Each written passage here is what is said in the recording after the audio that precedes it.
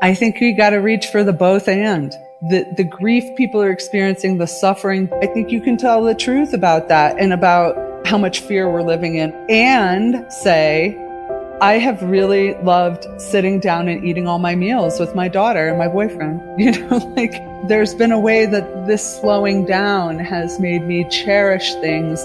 Just like we can be simultaneously sinner and saint, this can be simultaneously horrible and devastating and beautiful and unexpectedly joyful.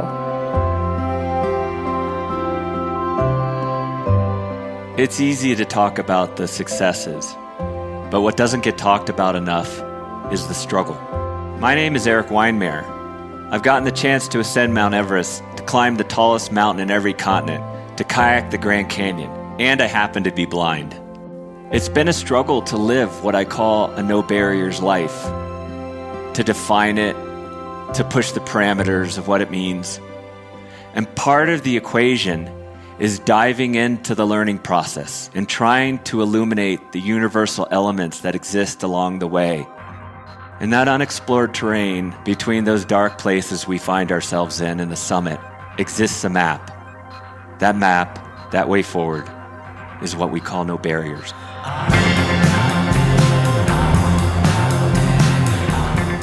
Today we meet Nadia Bolz-Weber, who's an ordained Lutheran pastor, founder of House for All Sinners and Saints in Denver, Colorado, the creator and host of the podcast The Confessional, and the author of 3 New York Times best-selling memoirs, including her most recent, Shameless, A Sexual Reformation. Nadia writes and speaks about personal failings, recovery, grace, faith, and really whatever the hell else she wants to. Enjoy the conversation.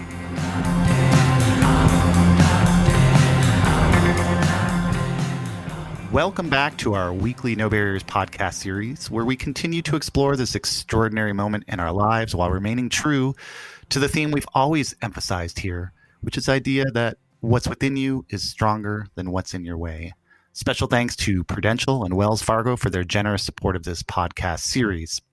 Well, Nadia, we're coming up on our 50th episode here, and we wanted to bring you back because first and foremost, we believe you'll offer some really great insight into this unique moment in our lives. And in addition, our previous conversation with you, which for our listeners who haven't heard it, it's episode 16, check it out. It was our most downloaded ever. So Nadia, welcome back to the show. Oh, I'm so glad to be back with you guys. If I remember correctly, the last time I was on, it was right after a blizzard, and I had to drive through much snow to get to you. Yeah, so I had a barrier just to get to you guys, but I was stronger, and I I managed to get there. And the barrier now is that it's 8:30 in the morning, and I managed to also get here. So I think your theory about what's in us is stronger than what's in our way has proved true. That I've been here twice now. That inner strength to set your alarm clock.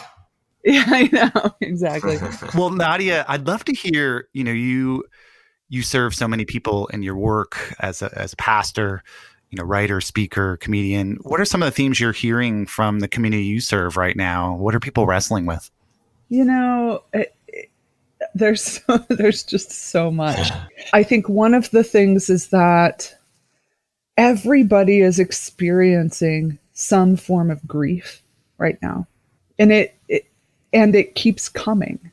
And being in grief is so sort of disfiguring because the thing that you've lost, you don't ever get back. And the experience of losing it is almost new every day because it's one more day that loss is still present.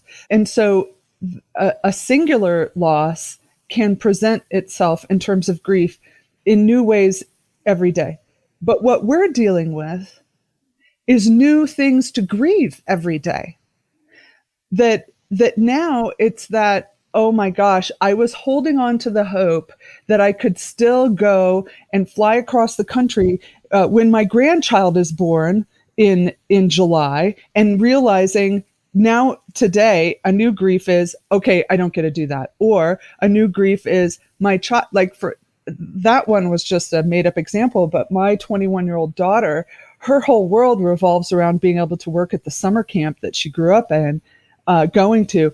Now she's on staff and realizing she's probably not going to be able to get that. So there are these new things to grieve every day, things that are canceled, things that you won't get back. Grieving is a human thing because everybody loses people and loses things, but we get to at least fucking take turns generally. And now it's everyone. It's the whole planet. And so how do you deal with the exhaustion of that, the relentlessness of that, it's every single day, it's not going away of that. That's what I think people more than anything are trying to manage in this moment. Yeah, it feels like a weight, doesn't it? Like, it's like a weight that can tend to feel heavier if you allow it to. For sure. Yeah. And you are someone, Nadia, who has worked with people for your entire career who are experiencing grief of some form or another. And so, with this collective grief that we're experiencing, what is someone, what do you advise us? How do we handle it? Because I've heard you talk about, Nadia, this idea as well, that like there's a kind of a fine line between anxiety and hope. Right. It's kind of like they're close neighbors, which I thought was really fascinating. Yeah. Yeah. One of the ways that we need to learn how to do this moment is to figure out who can I just take turns with. Like, I'm going to be the one who just can't keep it together today, and you can hold that. And because we both know it's going to be you tomorrow. And so we are realizing how much we need each other because of the separation that we're experiencing right now. But I think trying to figure out how do we just take turns being the one who can't deal with it is pretty critical. At least it's been critical for me. Yeah. So Nadia, your new podcast is called Confessional. And I'm curious why you started that new podcast, and also why are confessionals so important for people? Well, I think it came from being in two different communities that sort of practice some form of confession, both the Lutheran Church and Alcoholics Anonymous. So both of those communities have a sort of more formal process for that, and realizing how needed it is and how cathartic it is. And also just sort of being really aware that these worst moments of our lives, the times when we were at our worst, where we did something that hurt other people, or we said something horrible, or we did something we regretted, that those are these ghosts that just can haunt us our whole lives. And I think that's okay. But I think like telling the truth about that stuff and allowing it to sort of metabolize into our spiritual process as maturing humans is a natural thing. And yet there aren't a lot of mechanisms available for it. And so I just, and the other reason I did it is that I've always wanted to feel less alone. And I feel less alone when somebody tells me something horrible about themselves. Like, I don't think that we are just the sum total of the worst thing we've done, as Brian Stevenson says. So that's why I opened up the confessional.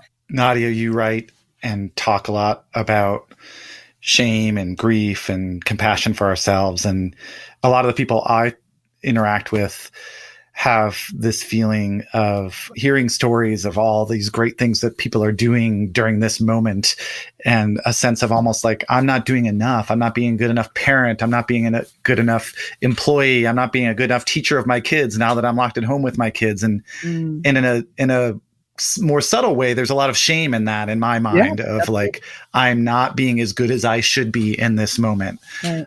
Can you give us a little perspective on that? Boy. Only that, like, I totally relate. And also, I mean, grief takes up a lot of bandwidth.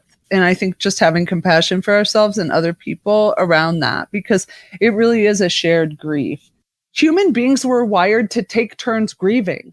Like, that's how the whole system is set up, and like, we're not taking turns. We're all doing it now, and we're doing it in different ways. Those of us who've lost our ability to buy groceries are going to be grieving in a very different way than those of us who are missing our vacation to Cabo, but it's all grief. And so if that is taking up so much of our bandwidth, and then we have Zoom calls we have to be on that are like required, and we have to feed ourselves and our family, boy, how much is left over, really? I mean, for some of us, there's not a lot left over to learn a new fucking skill, to like master Spanish. I'm curious, as we're going through this collective grief, like, where do we find the space to share it with others and not just put on our best face all the time? Because I think that it's weird to share this kind of stuff in a Zoom call. Like, how do you find the space to really share how hard this is with someone when you can't do it face to face? Yeah, I think just people allowing for a culture of turn taking is really important to be like, look, I'm going to be a hot mess today. I'm going to totally melt down, and maybe it's your turn Tuesday, not like scheduling it, but just allowing for that. You know what I mean? That we just are going to have to take turns. And so you talk about grief and shame and these things being like a weight, right? And I feel that sometimes. So is that, one of the things that I always kind of wondered about Christianity was, I'd sit in church and I'd say like, wow, it's just like the premise is everyone's bad and everyone's guilty and everyone's a sinner. Yeah, right. Totally. But what you're saying is kind of the opposite, or expressed in a different way, which is like we all do things that give us shame and grief and regret and all this stuff, and it just weighs you down and it takes up so much space. But we need a way to lift that weight off ourselves, right?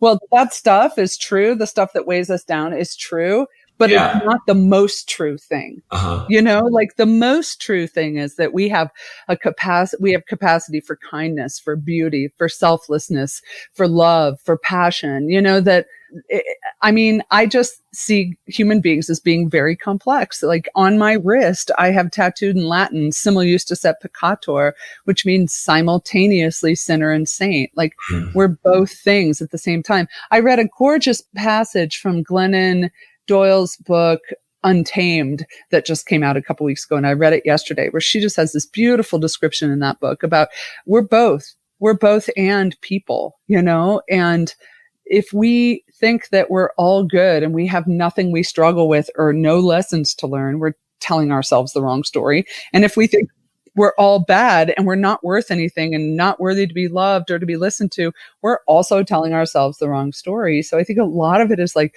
just how do we be right-sized? Yeah, and I think that idea of compassion right now is also something that I read and hear a lot about. You hear about people reaching out and helping frontline workers in the COVID-19. You hear about communities really focusing on supporting their own community. And I think, I don't know if I have energy to be compassionate beyond my own core unit. Like where's my extra energy to be compassionate beyond that? But then I think you find when you do that, when you do find that possibility, it can actually give you more energy than you expected. When you're be able to kind of extend that compassion out, it can fuel us. Yeah, it depends what kind of personality you have, because there are a lot of people for whom their sort of default broken thing is to meet every other person's need before theirs. So for them, a message of saying, hey, it can be life-giving and bring you energy and free you from your own shit if you can be of service to others. That's not a life-giving message. But there are people who are sort of really wrapped up in themselves and constantly thinking about how everything in their life is negatively impacting them, and where, man, the best thing they could do to reach for a little freedom in their life is to figure out how to be of service to another person. Mm-hmm. Everyone's wired differently. So I was talking to a friend of mine who was a person of faith like the other week, and he was saying that, here's the challenge. Like, we're going to come out of this crisis, and then we all think we're suddenly going to be happy, right? Like, that'll bring me happiness. Mm-hmm. And he's like, that's kind of false expectations, right? He's like, don't think you're going to find ultimate happiness and fulfillment in your spouse or in your life or me with my climbs. Or he's like, even in Christianity, like sometimes God feels distant, and you're like, why aren't you listening to me? Why aren't you there for me? And he said, so there's kind of this acceptance of discontent in life. I mean, that's part of me was like, that's depressing, dude. And the other part of me thought, that speaks to me that maybe that is okay.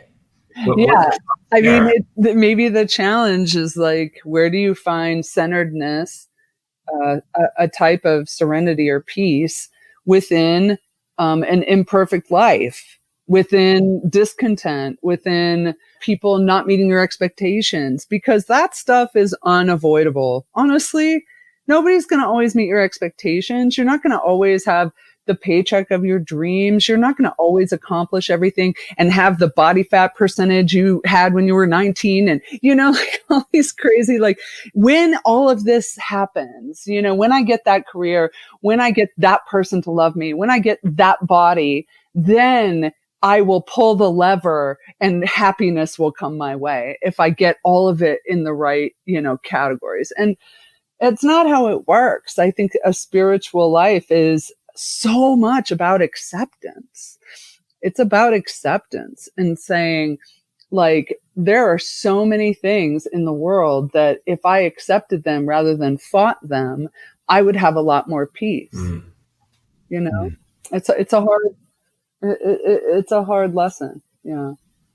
Nadia, what do you think about the thread of conversation that you may hear in the media that says that we should treat this time as a gift to us, that this is a unique opportunity to have with our families or on our own, or, the earth is finally getting a chance to breathe, all these things that are like kind of turning something that feels pretty devastating into the gift idea? I think we got to reach for the both and, the either or thinking is not helping us a lot. So like both things can be true. Like the grief people are experiencing, the suffering, the way in which this pandemic is revealing what has already existed, social inequality, a broken healthcare system, government corruption. I mean, it's not creating those things. It's just revealing those things. So I think you can tell the truth about that and about how much fear we're living in, all that stuff. And say, like for myself, I have really loved sitting down and eating all my meals with my daughter and my boyfriend. We usually don't do that. I've been cooking a little bit more. There's been a way that this slowing down has made me cherish things about my home that I've never cherished. Like that, both things can be true.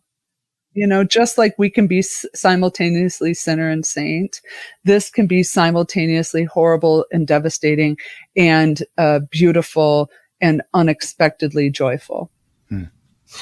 Well said. And Nadia, can you tell our listeners where they can find your podcast? Oh, you can find it anywhere. I mean, you can listen on my website. If you're not used to downloading podcasts, you can go to nadiaboltzweber.com and just listen to it there. But, Stitcher, Spotify, Apple Podcasts, it's available. It's available everywhere. Excellent. And then also I have an online publication on Substack. So it's called The Corners, and people can find me there as well.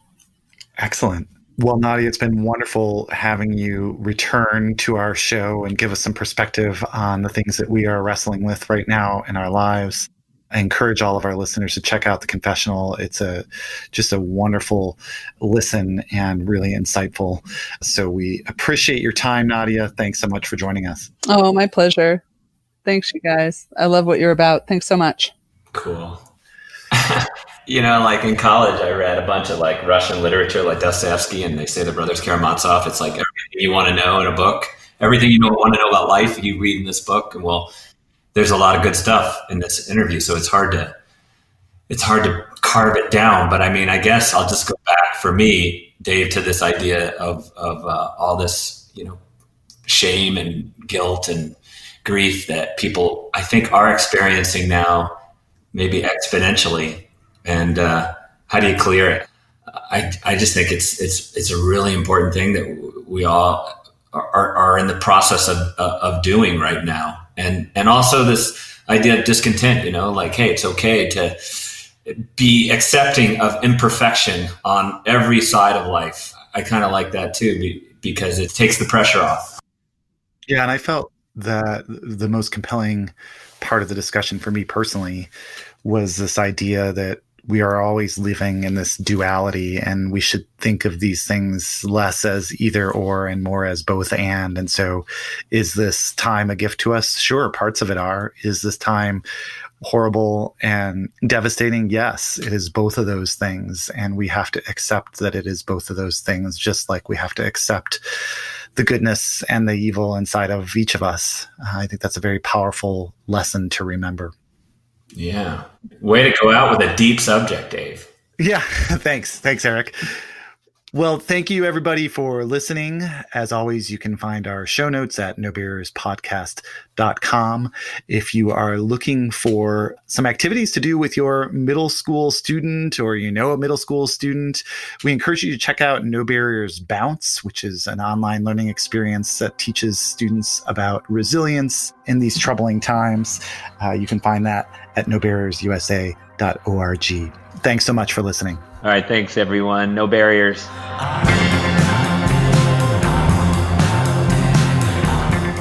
The production team behind this podcast includes senior producer Pauline Schaefer, executive producer Diedrich Jonk, sound design, editing, and mixing by Tyler Kottman, graphics by Sam Davis, and marketing support by Megan Lee and Carly Sandsmark. Special thanks to the Dan Ryan Band for our intro song, Guidance. And thanks to all of you for listening. We know that you've got a lot of choices about how you can spend your time, and we appreciate you spending it with us. If you enjoy this podcast, we encourage you to subscribe to it, share it, and give us a review. Show notes can be found at nobarrierspodcast.com. And soon they will be fighting.